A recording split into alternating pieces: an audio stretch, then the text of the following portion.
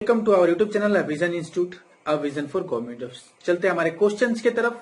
तो यहाँ पे जो हमारा फर्स्ट क्वेश्चन आज का है कि एक one stop directory digital directory release हुआ है जिसमें सब इंफॉर्मेशन रहता है कोविड रिलेटेड, जितना सर्विसेज और हेल्पलाइंस है वो सब इंफॉर्मेशन इस डायरेक्टरी में प्रोवाइड किया गया। अब आपसे क्वेश्चन जो पूछा जा रहा है कि उस डायरेक्टरी का नाम क्या रखा गया है, तो यहाँ पे जो आंसर हमारा हो जाएगा वो जाएगा कोविड FYI, उसका नाम रखा है कोविड FYI।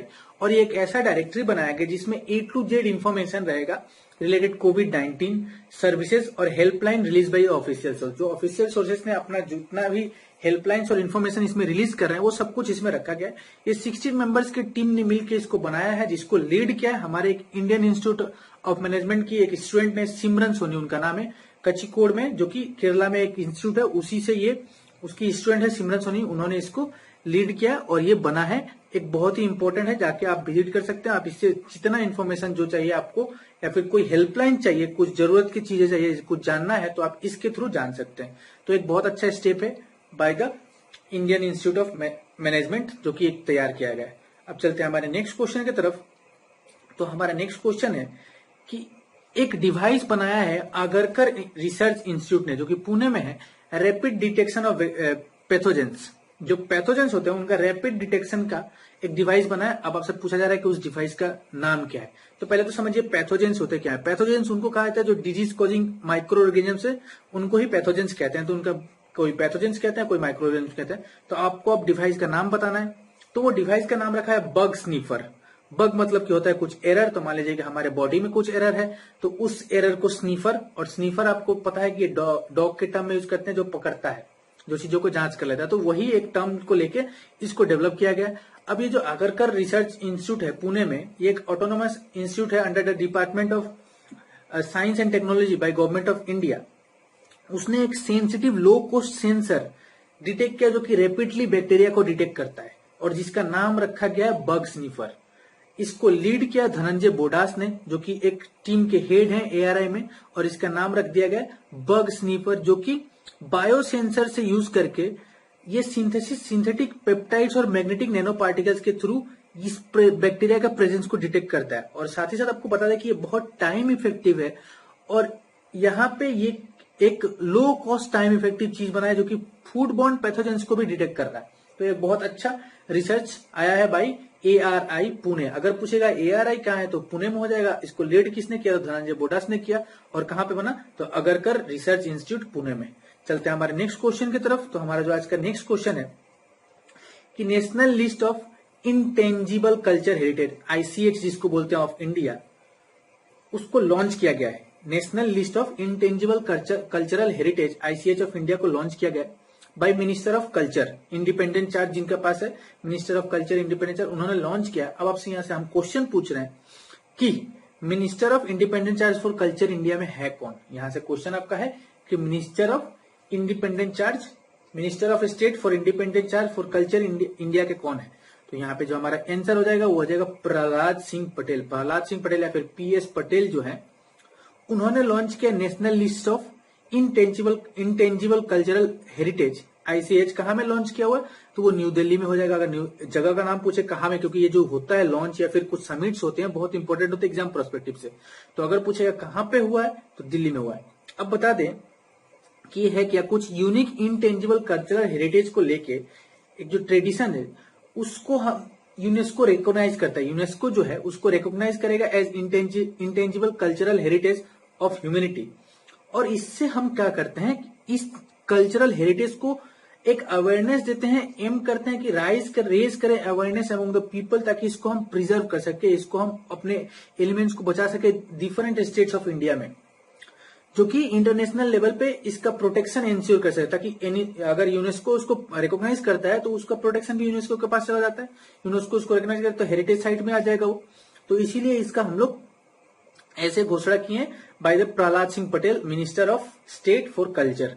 अब आपको बता दें कि ये जो लॉन्च हुआ है ये एक्चुअली हम लोग का कल्चरल मिनिस्ट्री जो है उसका एक विजन है, विजन 2024 रखा गया है, ताकि हम अपने कल्चरल हिस्ट्री हेरिटेज को प्रोटेक्ट कर सके। तो उसका ही विजन का पार्ट था ये, जिसको लॉन्च दिल्ली में किया गया है।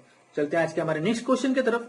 तो यहाँ पे पूछा गया है कि फेसबुक ने थर्ड पार्टी फैक्ट चेकिंग किस नेशन के लिए लॉन्च किया है? Third party fact checking. अब आगे आपको बताएंगे थर्ड पार्टी फैक्ट चेकिंग होता क्या है। तो पहले क्या है कि इन किस कंट्री के साथ ये लॉन्च किया है? तो यहाँ पे जो हमारा आंसर हो जाएगा वो बांग्लादेश हो जाएगा। अब ये थर्ड पार्टी फैक्ट चेकिंग का मतलब क्या होता है उसको समझिए। तो इसका काम ही यही है कि ये डिस्करेज करेगा the spread of fake news in the country. आपको पता है कि जितना न्यूज फैलता है आज के टाइम में सोशल मीडिया उसका बहुत बड़ा कारण बन गया। आपको पता है कि सबका प्रोज एंड कॉन्स होता है, सबका फायदा और नुकसान होता है। तो सोशल मीडिया का फायदा भी है, नुकसान भी है। नुकसान इन द वे कि बहुत सारे फेक न्यूज बहुत जल्दी यहाँ पे स्प्रेड होते हैं। तो उसको लेके फेसबुक ने पार्टनर्स किया बांग्लादेश के साथ, जिसमें उसके बांग्लादेश के साथ एक बूम फैक्ट चेक बोल के एक वेबसाइट है, उसके थ्रू कोलैबोरेशन पार्टनरशिप हुआ है फेसबुक का, और रिव्यू करता है और रेट करता है स्टोरीज को। अगर मान लीजिए इंक्लूडिंग फोटोज और वीडियो, अगर मान लीजिए एक स्टोरीज को मतलब फेसबुक में कुछ स्टोरी शेयर किए हैं तो उसका स्टोरीज को अगर आप रेट करते हैं बहुत कम तो वो नीचे की तरफ चला जाएगा। आप फेसबुक में यूज करते हैं तो उसमें न्यूज फीड आता होगा, तो वो न्यूज फीड में क्या होता है कि जैसे थर्ड पार्टी फैक्ट चेकर इसको यूज करता है और उसको कोई अगर फॉल्स या फेक बता देता है तो वो नीचे बॉटम की तरफ न्यूज फीड में चला जाता है और वो आपको ऑटोमेटिकली नहीं दिखेगा, जिसके वजह से क्या होगा कि ये स्प्रेड फेक जो न्यूज का स्प्रेड है उसको बहुत हद तक बहुत कम कर देगा। और फेसबुक का ये अच्छा बांग्लादेश का साथ इनिशिएटिव स्टार्ट हुआ है। फेसबुक इसको स्टार्ट किया था एक्चुअली 2016 में, बांग्लादेश के साथ अब हो रहा है कि 2016 में स्टार्ट किया था और ये 60 पार्टनर्स मिलके फेसबुक के साथ काम कर रहे हैं इन 50 लैंग्वेज। जैसे कि बूम जो कि एक फैक्ट चेक है, तो वो बूम जो एक फैक्ट चेकिंग वेबसाइट है जो हम लोग का इंडिया का है, तो उसने क्या किया कि वो जो वेबसाइट है वो 3 लैंग्वेजेस में अवेलेबल है, इंग्लिश, हिंदी और बंगाली में है। तो इसीलिए बूम के साथ फेसबुक पार्टनर करता है ताकि इसको फैक्ट चेकिंग करके जो इतना फेक न्यूज है उसको स्प्रेड को हम लोग कम से कम कर सकें। अब अगर बता दें कि फेसबुक के पूछ सकता है क्वेश्चन कि सीईओ या फिर ओनर कौन है उसके, तो आपको पता है कि वो अब इस टाइम मार्क जकरबर्ग ही है। और साथ ही साथ आपको याद रखना है कि व्हाट्सएप हो गया, इंस्टाग्राम जो कि आप बहुत यूज करते हैं, तो वो भी अब फेसबुक के, आपको देखा होगा कि ओन्ड बाय फेसबुक या फिर फेसबुक लिखा रहता है वहां पे, तो वो फेसबुक के पास ही चला गया है। अब चलते हैं हमारे नेक्स्ट क्वेश्चन की तरफ। तो हमारा नेक्स्ट क्वेश्चन है कि largest number nest of rare leatherback sea turtle, जो एक प्रजाति है सी टर्टल्स का जो कि ऑलमोस्ट एंडेंजर हो चुका है या फिर एक्सटिंक्ट होने को वनरेबल है, तो वो ऑलमोस्ट 20 साल बाद कहाँ देखा गया है? कहाँ इसको देखा गया 20 साल बाद? तो आपको बता दें इसका जो आंसर हो जाएगा थाईलैंड में ये लेदर बैक सी टर्टल्स को देखा गया है ऑलमोस्ट 20 साल के बाद। अब 20 साल के बाद मतलब ये ऑलमोस्ट ये वनरेबल या फिर एक्सटिंक्ट या फिर उसको बोलिए कि एंडेंजर्ड स्पीसीज था, ये डेंजर में था, मिल ही नहीं रहा था। तो ये जो रिसेंटली थाईलैंड में कोविड के लॉकडाउन के वजह से क्या हुआ कि सी के बीच में इनको देखा गया आफ्टर 20 इयर्स। अब देखिए 11 टर्टल नेस्ट वहां पे मिले हैं जहां पे वो अपना एग रखते हैं। तो ये एक बहुत बड़ा ये है कि आपको एंडेंजर स्पीसीज फिर से मिल रहे हैं कैसे।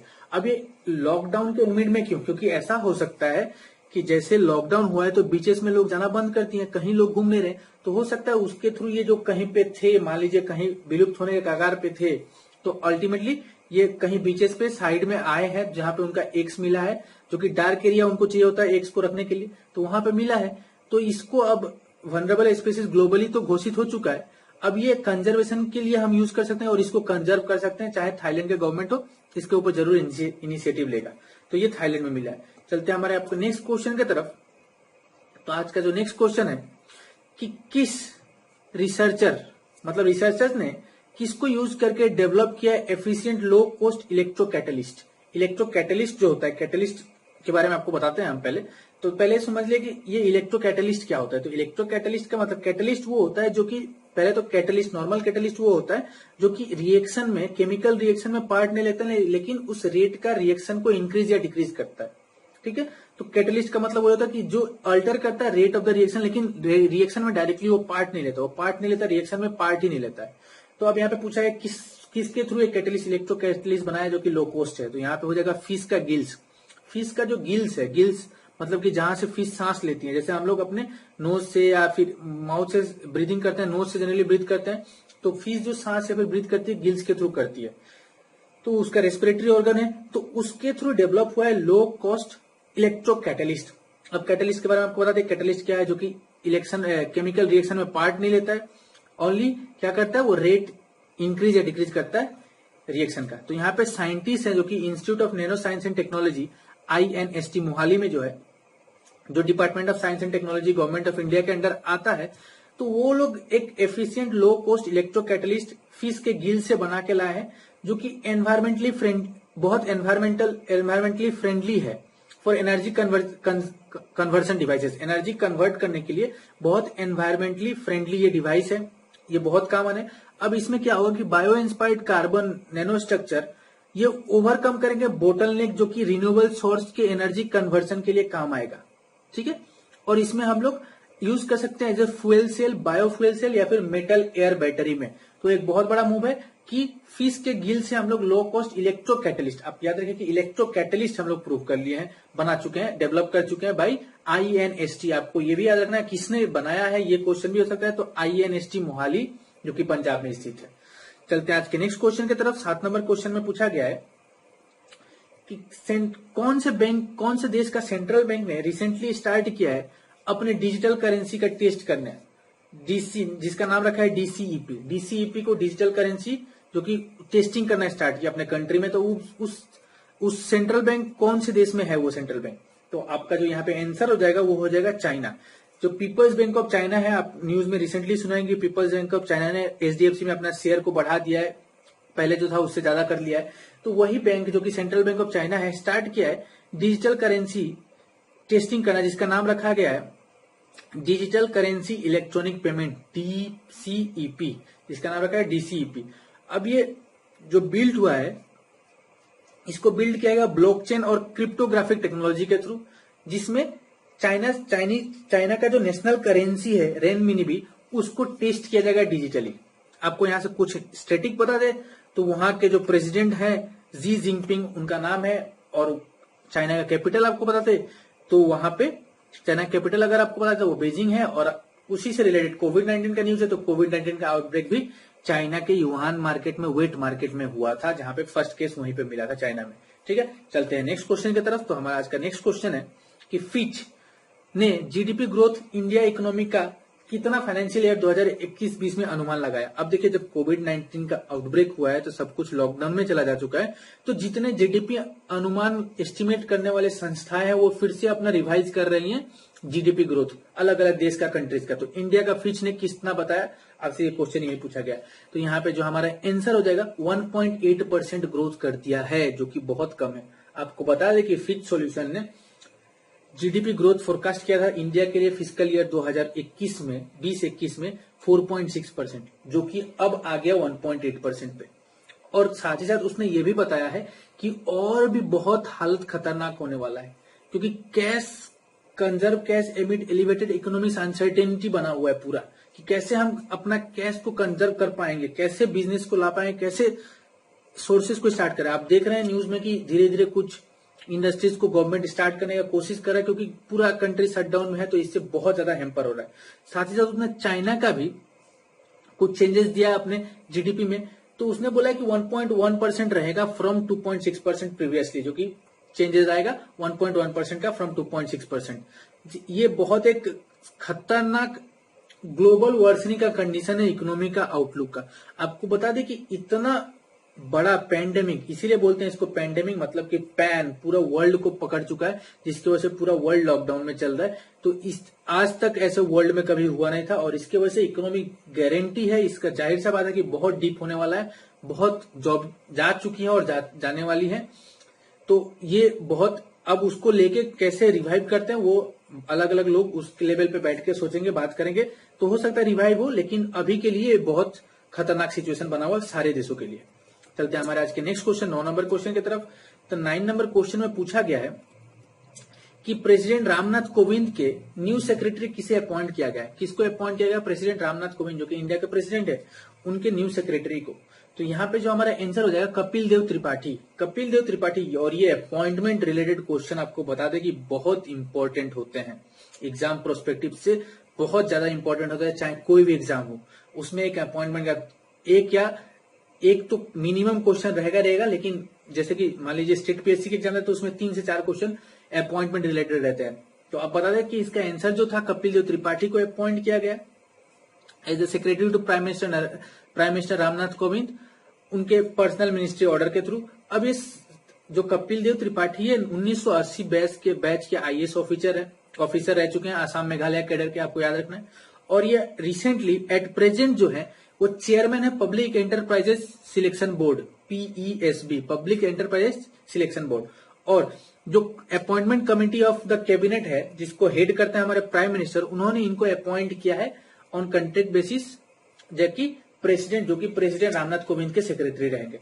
अब जो 3 ऑप्शन है, 3 ऑप्शन भी कहीं ना कहीं के अपॉइंटमेंट है या फिर कुछ है, तो उनको भी आपको जानना बहुत इंपॉर्टेंट है क्योंकि वो भी पूछता है। तो यहाँ पे अजय कुमार भल्ला जो है वो प्रेजेंट इंडिया के होम सेक्रेटरी हैं। ऑप्शन सी में प्रमोद कुमार मिश्रा को बता दे तो वो प्रिंसिपल सेक्रेटरी हैं to prime minister Narendra Modi. और देवाशीष पांडा को बता दे तो वो है फाइनेंस सेक्रेटरी, स्टैंडर्ड बिजनेस में फाइनेंस सेक्रेटरी रखा गया उनको। तो ये भी आपको नोट करके रखना बहुत इंपॉर्टेंट एग्जाम के लिए। चलते हैं आज के लास्ट क्वेश्चन 10 नंबर क्वेश्चन की तरफ। तो यहाँ पे पूछा गया है कि आरबीआई ने रिसेंटली एनहेंस कर दिया limit ways and means advance, जो कि remaining part of the financial year, first half of the financial year 2020 के लिए, 2021 के लिए। तो उसमें पूछा गया कि अब ये लिमिट क्या है, वेज एंड मीन्स एडवांस का ये लिमिट क्या है। पहले तो आप वेज एंड मीन्स एडवांस का मीनिंग समझिए, आपको मिल जाएगा डिस्क्रिप्शन में, नीचे है कि वेज एंड मीन्स एडवांस जो है एक मैकेनिज्म जो कि आरबीआई यूज करता है अंडर इट्स क्रेडिट पॉलिसी, अपने क्रेडिट पॉलिसी के थ्रू यूज करता है, जो प्रोवाइड करता है स्टेट्स जो बैंकिंग कर रहे हैं with it to help them the tide over temporary mismatch in the cash flow of their receipt and payment. जो कि मिसमैच कैश फ्लो और रिसिप्ट में हो रहा है पेमेंट में, उसको ये टाइट करता है।